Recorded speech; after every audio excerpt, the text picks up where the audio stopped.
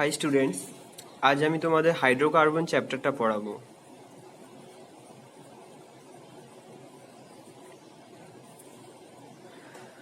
তো হাইড্রোকার্বনগুলো কি জিনিস না, এগুলো হচ্ছে organic chemicals composed exclusively of hydrogen and carbons. মানে হাইড্রোজেন আর কার্বন থাকবে শুধু, আর অন্য কোনো কিছু থাকবে না। এদেরকে বলা হচ্ছে hydrocarbons.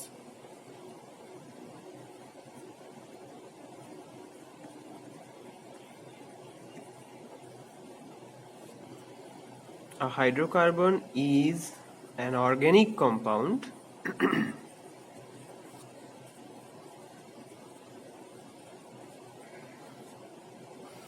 composed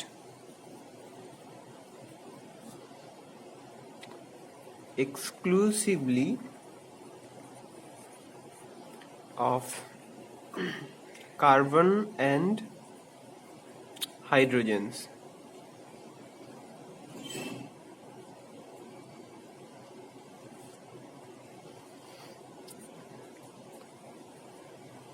These are the main bases of crude oil, natural gas and coal, etc. These are the bases of crude oil, natural gas, coal, etc. মানে এই সমস্ত জিনিসগুলোতে হাইড্রোকার্বনসগুলোকে বেশি এই সমস্ত জিনিসগুলোতে হাইড্রোকার্বন বেশি পরিমাণে থাকে। তো হাইড্রোকার্বনসগুলোকে আমরা প্রথমে ক্লাসিফাই করে নেব। এটা একটা ব্রড এরিয়া, তো ক্লাসিফাই করাটা প্রয়োজন।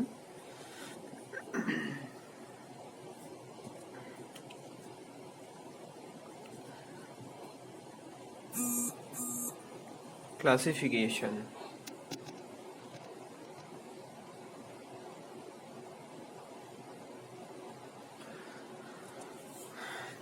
তো হাইড্রোকার্বন মেনলি দুটো ভাগে ভাগ করা হয় ব্রড ভাবে। সেই দুটো ভাগ হচ্ছে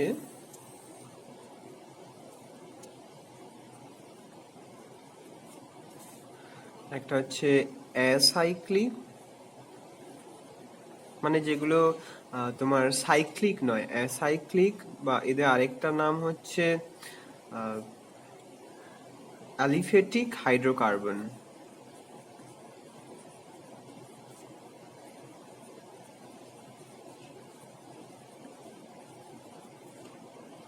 আর একটা মানে যেগুলো অ্যাসাইক্লিক তাদেরই নাম কিন্তু অ্যালিফেটিক।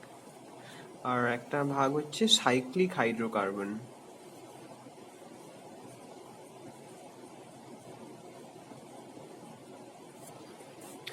তো এই অ্যাসাইক্লিক বা অ্যালিফেটিক হাইড্রোকার্বনগুলোকে তিনটে ভাগে ভাগ করা যায়। সেটা হচ্ছে অ্যালকেন,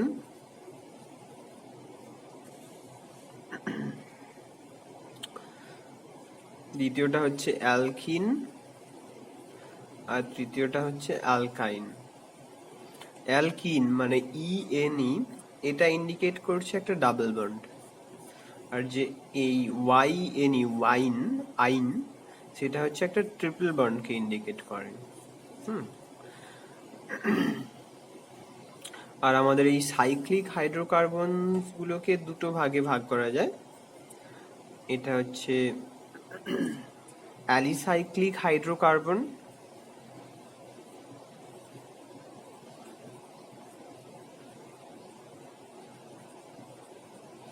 আর এটা হচ্ছে অ্যারোমেটিক।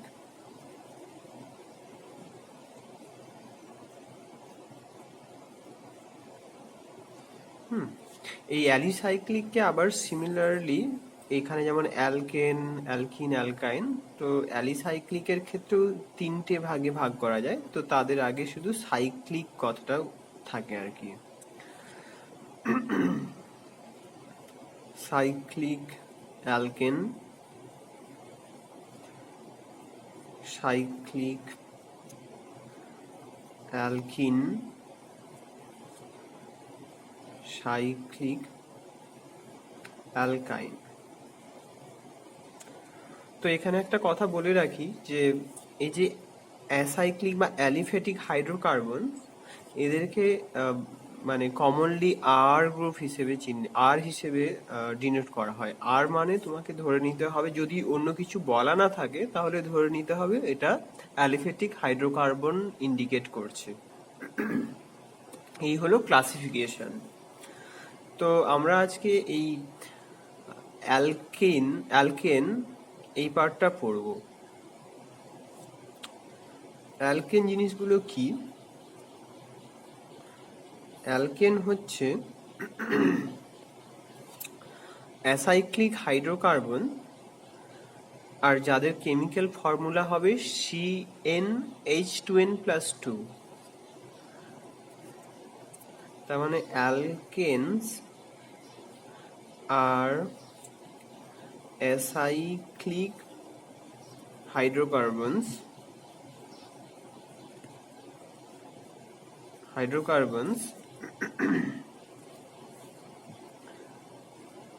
having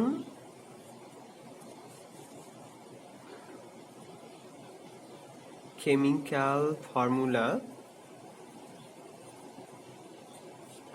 of CnH2n+2। দেখো, যেহেতু এটা হাইড্রোকার্বন ফ্যামিলির মধ্যে পড়ে, তো এটা মেনলি কার্বন আর হাইড্রোজেন দিয়েই তৈরি হবে। তো এই অ্যালকেন, এই স্পেশাল টাইপের গ্রুপটাতে এই ফর্মুলাটা থাকবে CnH2n+2। মানে যতগুলো কার্বন থাকে হাইড্রোজেন তার দ্বিগুণ +2 থাকে। মানে যদি এটা C1 হয়ে থাকে তাহলে এটা হবে H4। মানে যখন n=1 তখন এটা দাঁড়াচ্ছে CH4, এটার নাম হচ্ছে মিথেন। যখন n=2 তখন এটা দাঁড়াচ্ছে C2H6, এটার নাম হচ্ছে ইথেন। যখন n=3 তখন এটা দাঁড়াচ্ছে C3H8, এটাকে বলে প্রোপেন। যখন n=4 তখন দাঁড়াচ্ছে C4H10, এটাকে বলা হয় বিউটেন। যখন n=5 তখন C5H12, এটাকে বলা হয় পেন্টেন। দেখো সবগুলোই কিন্তু তোমার এই ফর্মুলাটা ফুলফিল করেছে, তো এগুলোকে বলা হবে অ্যালকেন। ওকে, তো এই যে অ্যালকেন, এই কম্পাউন্ডগুলো মেনলি ন্যাচারালি অকারিং হয়ে থাকে, মানে প্রকৃতিতে অটোমেটিক তৈরি হতে থাকে কিছু প্রক্রিয়ার দ্বারা, কিন্তু আমরা ল্যাবরেটরিতেও এই অ্যালকেনগুলোকে বানাতে পারি। তো তোমাদের সিলেবাসে কিছু সিনথেসিস পড়ানো হবে, তোমাদের সিলেবাসে রয়েছে কিভাবে ল্যাবরেটরিতে অ্যালকেন বানানো হয়। তাদের মধ্যে প্রথমে হচ্ছে প্রিপারেশন অফ অ্যালকেন। ওকে, তো এদের মধ্যে প্রথম যে প্রসিডিওরটা হচ্ছে সেটা হচ্ছে হাইড্রোজেনেশন রিঅ্যাকশন। তো এটাকে বলা হচ্ছে ক্যাটালাইটিক হাইড্রোজেনেশন রিঅ্যাকশন। তো ক্যাটালিস্ট হিসেবে আমরা ন্যানো পার্টিকেল ব্যবহার করে থাকি। কি ন্যানো পার্টিকেল ব্যবহার করে থাকি? প্যালেডিয়াম হতে পারে অথবা নিকেল হতে পারে, আর তার সাথে আমরা হাইড্রোজেন ব্যবহার করব। রিঅ্যাকশনটা বুঝিয়ে বলি। রিঅ্যাকশনটা ধরো তোমার একটা অ্যালকিন রয়েছে, সে ফর এক্সাম্পল ইথিলিন।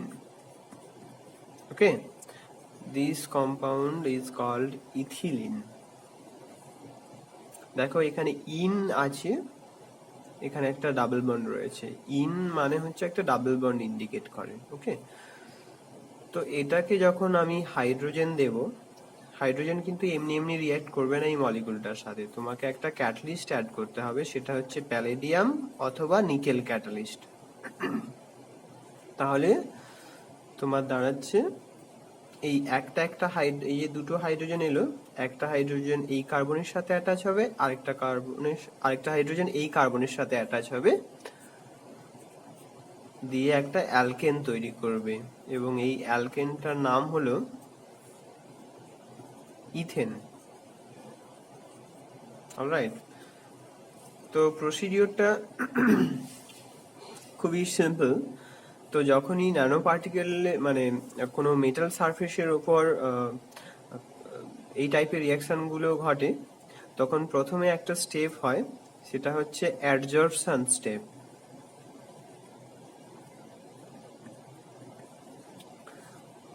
প্রথমে এটা মেটাল সারফেসে অ্যাডজর্ব হবে অ্যালকিনটা। এটা তো একটা ইলেকট্রন রিচ এবং low lying pi star orbital রয়েছে, তার জন্য একটা ইলেকট্রনিক মানে high high electron rich metal থেকে ওই পাই স্টারে কিছুটা ইলেকট্রন ডোনেশন হবে পার্টলি, এবং সেইভাবে এই ইন্টারাকশনটা তৈরি হবে।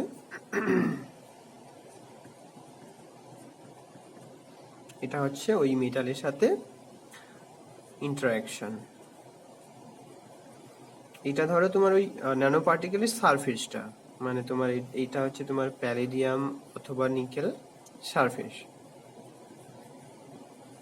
ওকে, একটু এক্সটেন্ড করা যাক। তো তোমার যে হাইড্রোজেনটা আছে সেটাও প্রথমে এখানে অ্যাডজর্ব হবে মেটাল সারফেসে। মেটাল সারফেসে যখন দুটোই রিঅ্যাক্ট্যান্ট অ্যাডজর্ব হয়ে গেল, তখন এই একটা একটা করে রিয়াকশন ঘটবে স্টেপ বাই স্টেপ। প্রথমে একটা হাইড্রোজেন এই কার্বনের সাথে অ্যাটাচ হবে,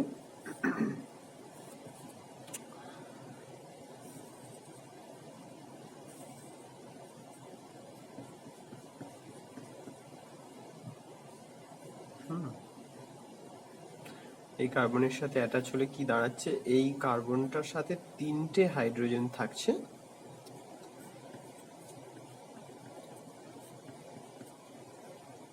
আর এখানে আরেকটা হাইড্রোজেন দাঁড়িয়ে আছে। দুটোর মধ্য থেকে একটা রিয়াক্ট করে গেছে এখানে, তো আরেকটা পড়ে আছে। তো সেই হাইড্রোজেনটা এবারে এই কার্বনের সাথে অ্যাটাচ হয়ে যাবে।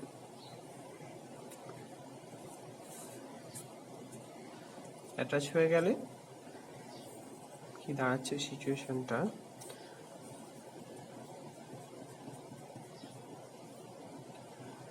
সি মানে প্রতিটা কার্বনের সাথেই এখন তিনটে করে হাইড্রোজেন আছে। তিনটে করে হাইড্রোজেন থাকার জন্য এই মলিকুলটার মধ্যে আর কোনো পাই ইলেকট্রন নেই, বা পাই ইলেকট্রন নেই যখন পাই স্টারও নেই। তো তার জন্য কি হবে, এই যে মেটাল সারফেসে যেভাবে ইথিলিনটা অ্যাডজর্ব হয়েছিল পাই বন্ডের সাথে ইন্টারাকশন করে পাই স্টার অরবিটালের সাথে, তো এখানে ওরকম নেই, তো ওটা সহজেই ডিসঅর্পশন হয়ে যাবে। ডিসঅর্পশন হয়ে গেলে তোমার প্যালেডিয়াম অথবা নিকেলের যে সারফেসটা সেটা থাকবে, সারফেস প্লাস তুমি যেটা পেলে সেটা হচ্ছে CH3 এই যে CH3 তিনটে হাইড্রোজেন আছে, আবার এখানে CH3 তিনটে হাইড্রোজেন আছে। তো সেই জন্য আমি শর্ট ফর্মে ছোট করে লিখে দিলাম CH3, এটাকে ইথেন বলে। অলরাইট, তো এবারে কি হয় যে যেহেতু রিয়াকশনটা একটা সারফেসের উপর অ্যাটাচ হয়ে হচ্ছে, তার মানে বেসিক্যালি তোমার অ্যালকিনের একটা ফেস ব্লক থাকছে মেটাল সারফেস দিয়ে, তো যে দুটো হাইড্রোজেন আসছে সে দুটো উপর দিক থেকে আসবে। তার জন্য এটা মানে দুটো হাইড্রোজেন যে হবে অ্যাটাচ অ্যালকিনের সাথে, সে দুটো একই দিকে থাকবে। একটা এক্সাম্পল দিয়েই আমি বুঝিয়ে দিচ্ছি। আগে লিখে দিই ব্যাপারটা কি, one side of alkene remains blocked by the metal surface. Thus,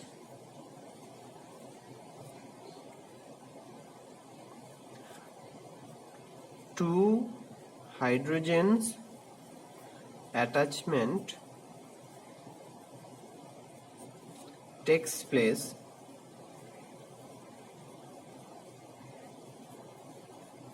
from same side.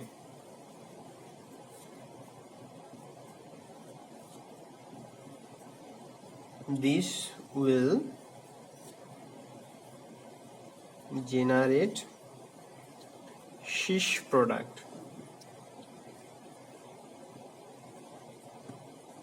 একই রকমের দুটো গ্রুপ যখন একই দিকে থাকে তাদেরকে সিস বলা হয়। For example, if you take this molecule CH3 এখানে এই যে ডাবল বন্ডটা আছে এটা রিডিউস হবে এই রিঅ্যাকশনটাতে।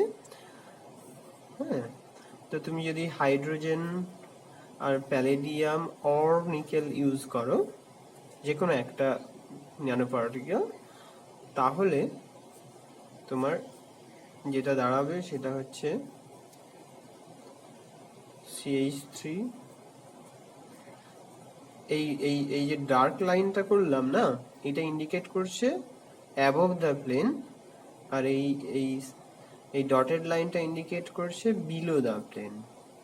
ওকে, তো এই প্রোডাক্টটি তৈরি হবে। তো দেখতেই পারছো যে যেহেতু একটা সাইড মেটালের ব্লক থাকে, তো দুটো হাইড্রোজেন, ইনকামিং দুটো হাইড্রোজেন একই দিক থেকে আসছে, তার জন্যই এটাকে সিস প্রোডাক্ট বলা হচ্ছে।